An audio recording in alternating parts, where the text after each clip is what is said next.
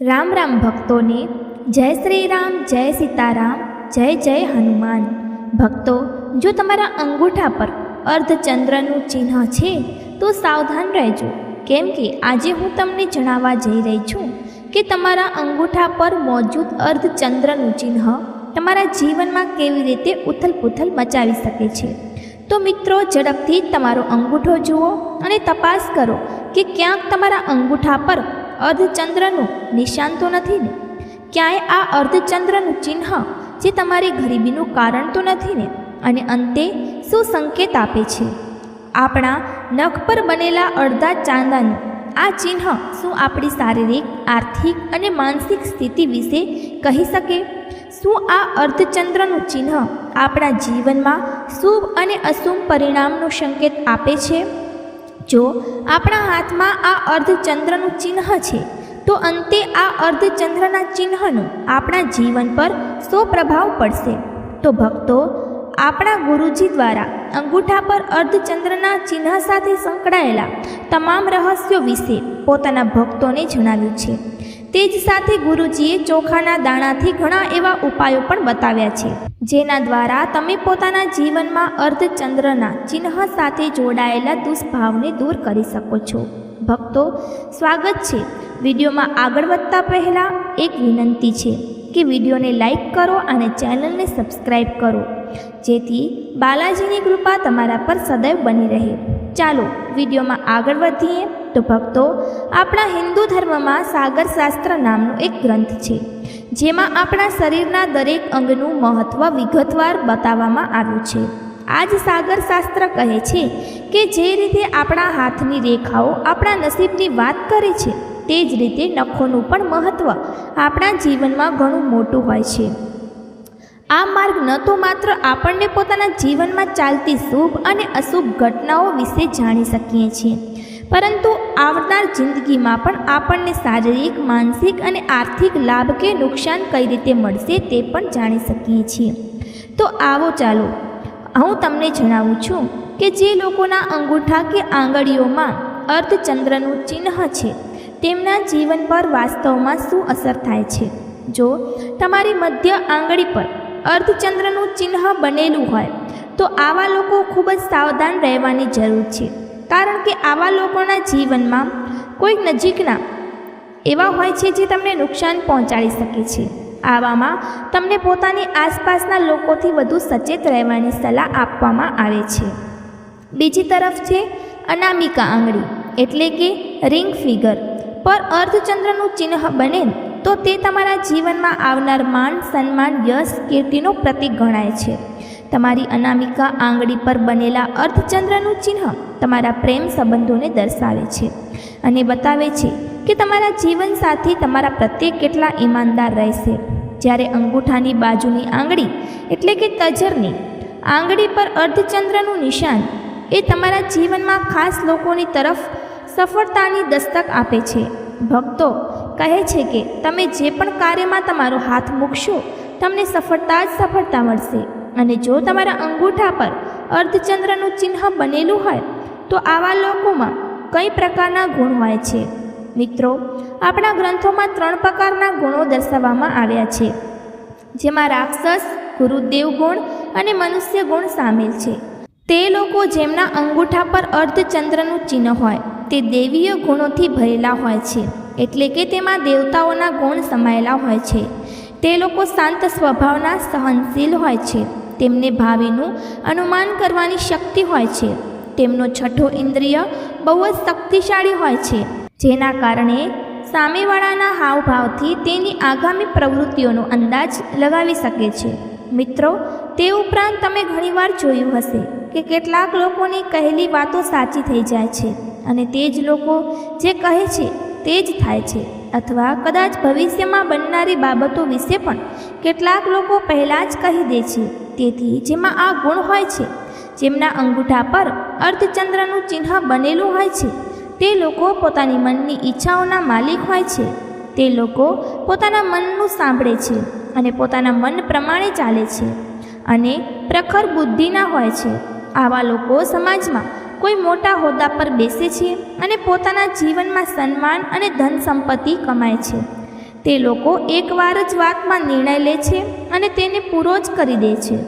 સરળ શબ્દોમાં કહીએ તો આ લોકો ઘણા જિદ્દી સ્વભાવના હોય છે. દરેક ક્ષેત્રમાં પોતાની પ્રતિભાને કસોટી કાઢવા ઈચ્છે છે.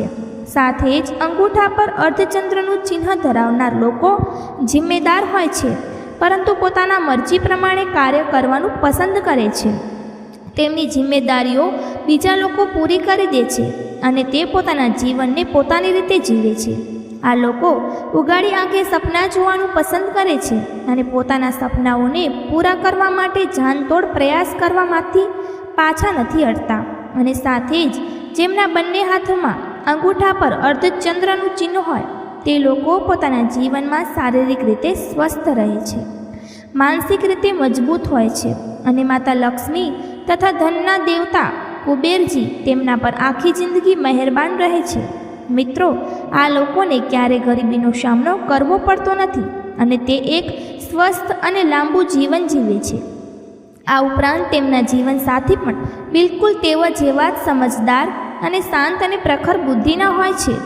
મિત્રો, આ ઉપરાંત ગુરુજીએ એ પણ કહ્યું છે કે જેમના અંગૂઠા પર અર્ધચંદ્રનું ખૂબ નાનું ચિહ્ન હોય અથવા અર્ધચંદ્ર જ ન હોય તેવા લોકોને પોતાના આગામી જીવનમાં હૃદયઘાતની સમસ્યા થઈ શકે છે.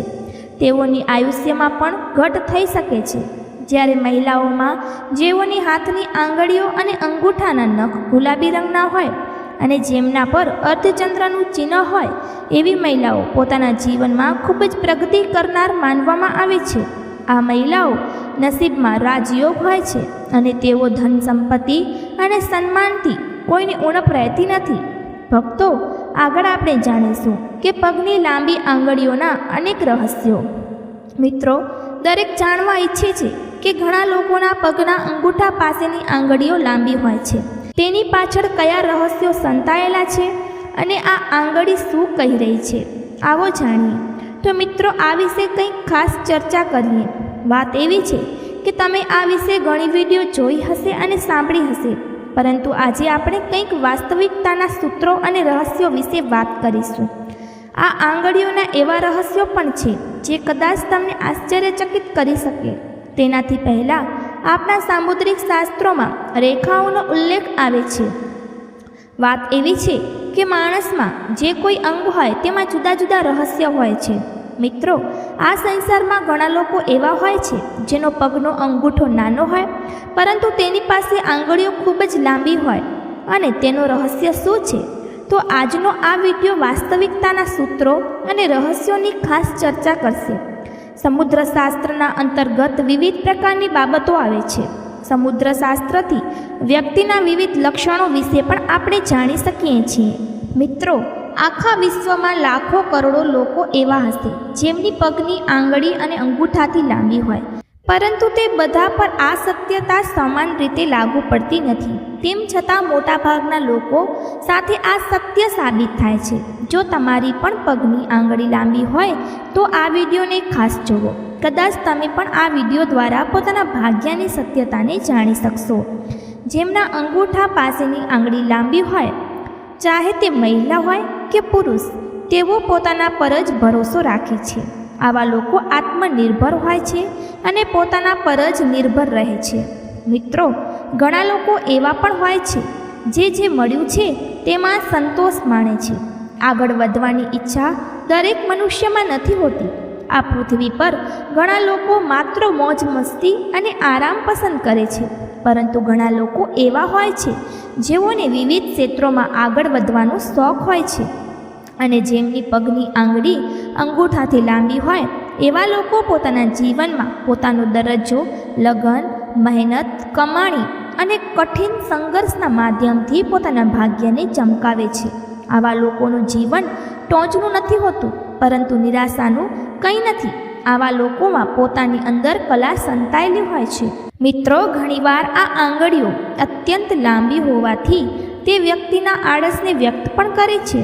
પરંતુ જો તમારી આંગળી તમારા પગના અંગૂઠાથી થોડી બહાર હોય તો પણ તમારી અંદર ઘણું કંઈ કરી નાખવાની ઈચ્છા હોય છે. એ તો અલગ વાત છે કે જીવનમાં તમને કેટલો સુખ મળે છે કે કેટલા સફળ થઈ શકો છો. પરંતુ મારો મતલબ એ છે કે પોતાના જીવનમાં અંતિમ ક્ષણ સુધી પોતાના જીવનમાં કંઈક નવું કરી બતાવવાનો જોશ, હિંમત અને ઉત્સાહ સતત જળવાઈ રહેશે. કંઈક કરી બતાવવાનો અનોખો જોશ, ઉત્સાહ અને આગળ વધવાની ઈચ્છા તમારામાં બની રહેશે. મિત્રો, ઘણા લોકો એવા પણ હોય છે કે જેની આંગળી અંગૂઠાથી મોટી હોય. અમે વાત કરીએ છીએ તે લોકોની જેઓ આગળ વધવાનું વિચારે છે અને પરિવર્તિત જન્મોમાં પણ આગળ વધવાની ઈચ્છા રાખે છે. આવા લોકોની પ્રગતિ મોટાભાગે તેમના જીવનના મધ્યમ તબક્કામાં પાર કર્યા પછી જ જોવા મળે છે, એટલે કે અડધી ઉંમરને વિતાવ્યા પછી અથવા ઉંમરના હિસાબે 35 વર્ષ વચ્ચે પ્રગતિ તરફ આગળ વધે છે. આટલી ઉંમર પાર કર્યા પછી ધીમે ધીમે તેમના જીવનમાં પ્રગતિ આવવા લાગે છે. કેટલાક જિદ્દી પરિવર્તિત પણ હોય છે જેમની પ્રવૃત્તિ જિદ્દી બની જાય છે. આનો અર્થ એ નથી કે તેઓ ઝઘડાળુ પ્રવૃત્તિના હશે કે કોઈ ખરાબ ટેવનો શિકાર થઈ જશે. અહીં જિદ્દીનો અર્થ એ છે કે જે વાત નક્કી કરે છે તે ખાસ કરીને પૂરી કરીને રહે છે. આ કરવાનો તેઓનો પોતાનો મનોભાવ હોય છે. મિત્રો, હવે વાત આવે છે પ્રેમ લગ્ન વિશે. કોઈ પણ મહિલા હોય કે પુરુષ, આ સંસારમાં કેટલા અપવાદ સિવાય આવી આંગળીવાળા લોકોની ઈચ્છા શાયદ જ પૂર્ણ થઈ શકે છે. તેમના ભાગ્યમાં પ્રેમ લગ્નની સંભાવના ન ગણ્ય હશે. પુણ્ય થાય તો પણ એ વિવાદાસ્પદ જ હોય છે. આવા લોકો એવી પરિસ્થિતિમાં ફસાઈ જાય છે કે તેમના પ્રેમ લગ્ન સરળતાથી સંભવ નથી. ઘણા ઓછા લોકોની આ ઈચ્છાઓ પૂર્ણ થઈ શકે છે જેમાં ઘટનાઓ નકારાત્મક હોય. શાયદ તેમની જ આ ઈચ્છા પૂર્ણ થાય છે કે ઘણા લોકો એવા હોય છે કે તેઓ પોતાના મનના વિચારથી ત્યાગવું પડે છે. જીવનના લાંબા ગાળા સુધી સામાન્ય રીતે આવક મેળવે છે. આવા વ્યક્તિઓ ઘણીવાર પોતાના પરિવારથી દૂર રહીને પણ પોતાના ઉદ્દેશને ખરાબ નથી થવા દેતા. તેઓ પોતાના ઘરથી દૂર રહી પણ તેની પાછળ ઘણા બધા કારણો હોય છે. ભણતર હોય, વ્યવસાય કે તાલીમ, જે ઘરે નથી રહી શકતા.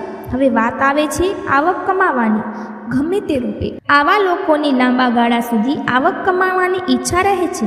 જેમ કે જો વાત કરીએ કોઈ પતિ પત્ની વિશે, તો પતિ પોતે કામ કરતો જ હોય છે. તેમ છતાં જો તેમની પત્ની પૂરી મહેનત અને લગન સાથે તેમની સાથે લાગી જાય તો પતિની કમાણી તેની પત્નીના કારણે વધુ થઈ જાય છે. અથવા કહી શકાય કે પત્નીના સહયોગથી પતિનું ભાગ્ય ચમકવા લાગે છે, જેથી તે વધુ પ્રગતિ તરફ આગળ વધે.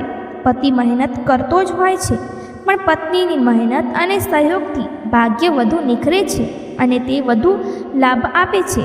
આવા લોકોમાં આગળ વધવાની અને જીવનમાં કંઈક બદલવાની ઈચ્છા અત્યંત હોય છે. ઘણી વખત આવા લોકો સંન્યાસી પ્રવૃત્તિ તરફ વળી જાય છે. ક્યારેક આવા લોકો ધાર્મિકતા અત્યંત વધી જાય છે તો ક્યારેક તેઓમાં એકાકીપણું પણ વધી જાય છે. તમારા પગના અંગૂઠાની બાજુની આંગળી તમારા જીવનના ઘણા રહસ્યોને ઉઘાડી નાખે છે, અથવા આ આંગળીઓમાં અગણિત રહસ્યો સંતાયેલા હોય છે. પરંતુ જો સૌ રહસ્યોની વાત કરીએ તો આ બાબતમાં સાર એ નીકળે કે આ લોકો અત્યંત ભાવુક હોય છે. કોઈ પણ દ્રશ્યને જોશે તો તે પ્રમાણે ભાવુકતા તેમનામાં પ્રવેશ કરી જાય છે. જેમ કે કોઈ મોટી ઘટના જોઈને તેઓ દુઃખી થઈ જાય છે. હાસ્યપ્રદ ઘટના જોઈ અને મનમાં આનંદ થાય છે. તમારી આંખોમાં આંસુ જોઈ અને પોતાના આંખમાં આંસુ આવી જાય છે. આવા લોકો અત્યંત ભાવુક હોય છે. કોઈ પણ મુશ્કેલીઓને સહન કરી શકતા નથી. મનથી ઘણા નાના હોય છે. આવા લોકો દબાણને સહન કરી શકતા નથી. ક્યારેક મનમાં નાની બાબતો પણ ઘા કરી જાય છે. આવી બાબતો તમે કોઈ સાથે વહેંચી પણ નહીં શકો, પણ તમારા મનમાં તે બાબતોથી ખૂબ મોટો ઘા પહોંચે છે. બીજી વ્યક્તિ આ બાબત ન જાણી શકે. આવા લોકો પોતાના જીવન ઈમાનદારીથી જીવવાનું પસંદ કરે છે. આવા લોકોનું ભાગ્ય માટે સૂર્ય પૂજા કે સાધનાનું મહત્ત્વ વધુ બતાવવામાં આવ્યું છે.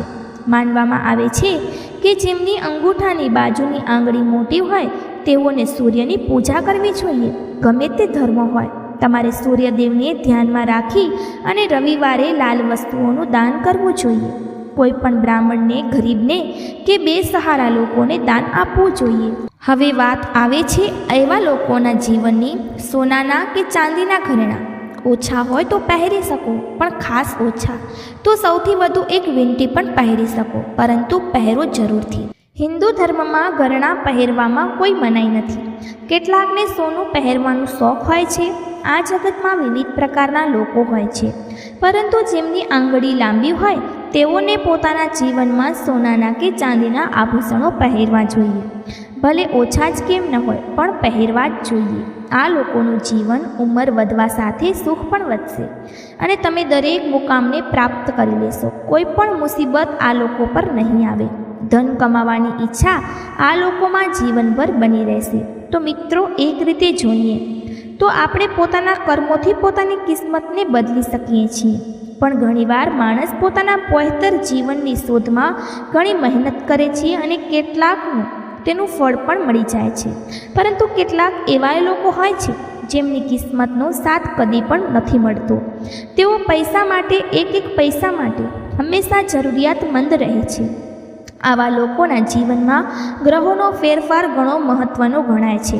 જો તમારી સાથે પણ આવું કંઈક બની રહ્યું હોય તો સંભવ છે કે તમારી કુંડળીમાં ચંદ્ર કમજોર હોય. આ કારણે ચંદ્રને મજબૂત બનાવવા માટે ચોખાના કેટલાક ઉપાયો પોતાના ભક્તોને બતાવવામાં આવ્યા છે, જે કરીને તમે પોતાની સોયેલી ઈચ્છાઓને જગાડી શકો છો. આ ઉપાયને અપનાવ્યા પછી માતા લક્ષ્મી તમને ધન દોલતના ભંડાર આપી શકે છે. ભક્તો, તમને હું કહું કે ચંદ્ર શાંતિનું પ્રતીક છે અને માતા લક્ષ્મીને પ્રસન્ન કરવા માટે ચંદ્ર સાથે જોડાયેલી દરેક વસ્તુ તમારા માટે ઘણી ઉપયોગી હોઈ શકે છે. અને આ વસ્તુ છે ચોખા. જો તમે માતા રાણીની કૃપા મેળવવા ઈચ્છો છો તો પૂર્ણિમાના દિવસે સવારે વહેલા ઉઠીને તૈયાર થઈ જાઓ અને એક સ્વચ્છ લાલ રેશમી કપડામાં ચોખાના દાણા મૂકી દો. ધ્યાન રાખો કે પૂજા પાઠમાં જે ચોખા વાપરીએ તેઓને અક્ષત કહેવાય છે, જે એવા ચોખા હોય છે જે કોઈ પણ જગ્યાએથી તૂટેલા ન હોય. તમે સાબુત ચોખાના દાણા કપડામાં મૂકી અને પોતાના મંદિરમાં મૂકો અને માતા લક્ષ્મીની પૂજા કરો. ચંદ્રદેવનું ધ્યાન રાખીને આ પોટલીને તમારા નાણાંની જગ્યાએ મૂકી દો. તમે જોશો કે થોડા દિવસોમાં તમારી કિસ્મતમાં રંગ આવવા લાગશે. તમારી સોયેલી ઈચ્છાઓને જગાડવા માટે પણ તમે ચોખાનો ઉપાય કરી શકો છો. આ ઉપાય માટે તાંબાના એક લોટામાં પાણી અને રોળી નાખીને થોડાક ચોખા નાખો. હવે રોજ આ પાણીને સૂર્યદેવને અર્ઘ્ય આપો. એવું કરવાથી તમારી સોયેલી ઈચ્છા પણ જાગી જશે અને તમને ધન દોલતની પ્રાપ્તિ થઈ શકે છે. જો નોકરી કે વ્યવસાયમાં લગાતાર મહેનત કર્યા પછી પણ પ્રગતિ નથી મળતી તો પણ તમે ચોખાનો ઉપાય કરી શકો છો. આ માટે મીઠા ચોખા બનાવીને ગાયને ખવડાવો. આવું કરવાથી તમારી મનગમતી નોકરી પણ મળી જશે. જો તમે વ્યાપાર કરવા ઈચ્છતા હો તો રસ્તો ન મળતો હોય તો નવા વ્યાપાર કરવાના રસ્તાઓ ખુલવા લાગશે. અને જો તમારા ઘરમાં હંમેશા નાણાંની તંગી રહેતી હોય, જો તમે આર્થિક તંગીમાં મુક્તિ મેળવવા માંગતા હોય તો ચોખા તમારા જીવનમાં સંજીવની બુટ્ટી તરીકે સાબિત થશે. આ માટે સોમવારે વહેલી સવારે ઉઠીને સ્નાન કરો. સ્વચ્છ કપડાં પહેરીને અડધો કિલો તૂટેલા ન હોય તેવા ચોખા લઈ અને મહાદેવજીના મંદિરે જાઓ. હવે મહાદેવ પર એક લોટા જળ અર્પિત કર્યા પછી એક મુઠ્ઠી ચોખા લઈ શિવલિંગ પર અર્પિત કરો. બાકી રહેલા ચોખાઓ કોઈ જરૂરિયાતમંદ ગરીબને દાન આપી દો. જો તમે આ ઉપાય 5 સોમવાર સુધી લગાતાર કરશો તો તમારી આર્થિક તંગી સદાય માટે ખત્મ થઈ જશે. જો તમારા ઘરમાં ધન આવે પણ ટકતું ન હોય, તો તમારી બચત થતી ન હોય, તમારા ઘરમાં બરકત ન આવતી હોય, તો ઘરમાં બચત અને ધનને રોકવા માટે લાલ કપડામાં 7 ચોખાના દાણા રાખી પહેલાં ઘરના મંદિરમાં મૂકી માતા લક્ષ્મીની પૂજા કરો અને ચંદ્રદેવ અને માતા લક્ષ્મીનું ધ્યાન રાખીને તેને તમારા પર્સમાં મૂકી દો. આવું કરવાથી તમારા અનાવશ્યક ખર્ચાઓ પર લગામ લાગશે અને તમારા ઘરમાં ધનની બચત થવા લાગશે. તો મિત્રો, આશા રાખીએ છીએ કે ગુરુજીએ બતાવેલી આ માહિતી તમને ખૂબ જ પસંદ આવી હશે. તો મિત્રો, આ માહિતી હતી જે તમારે હંમેશા ધ્યાનમાં રાખવી જોઈએ. આ ખૂબ જ મહત્ત્વપૂર્ણ માહિતી હતી અને કમેન્ટ બોક્સમાં જય માતા લક્ષ્મી અવશ્ય લખી દેજો. મિત્રો, જાણતા અજાણતા અમારાથી કોઈ ભૂલ થઈ જાય અથવા અમારા કારણે તમને કોઈ તકલીફ થાય અથવા અમારા મોઢામાંથી કોઈ ખોટા શબ્દ નીકળી જાય તો તેના માટે અમને ક્ષમા કરજો. અમે તમને હાથ જોડીને વિનંતી કરીએ છીએ કે જો તમે હજુ સુધી વિડીયોને લાઇક નથી કર્યો તો વિડીયોને લાઇક કરી અને ચેનલને સબસ્ક્રાઈબ કરી અને પાસેની બેલ આઇકનને જરૂરથી દબાવી દેજો, જેથી આવનારી વિડીયોનું નોટિફિકેશન તમારી પાસે પહોંચી શકે, જેના કારણે તમે કોઈ પણ મહત્ત્વપૂર્ણ માહિતીથી વંચિત ન રહી શકો. અને આને તમારા મિત્રો સાથે જરૂરથી શેર કરી દેજો, જેથી તેમને પણ આ માહિતીનો લાભ મળી શકે. અને અમે તમને મળીશું આગલી વિડીયોમાં એક નવી માહિતી સાથે. અને હા મિત્રો, આ તમામ માહિતી લોકરુચિને ધ્યાનમાં રાખીને આપવામાં આવી રહી છે. જ્યોતિષ અને ધર્મના ઉપાયો અને સલાહોને તમારી આસ્થા અને વિશ્વાસ પર જ અજમાવજો. વિડીયોનો ઉદ્દેશ માત્ર તમને શ્રેષ્ઠ સલાહ આપવાનો છે. આ સંદર્ભે અમે કોઈ પણ પ્રકારનો કોઈ દાવો કરતા નથી. તો મિત્રો, આજનો અમારો વિડીયો તમને કેવો લાગ્યો તે અમને કમેન્ટ કરીને જણાવજો. વિડીયોને અંત સુધી જોવા બદલ તમારો આભાર.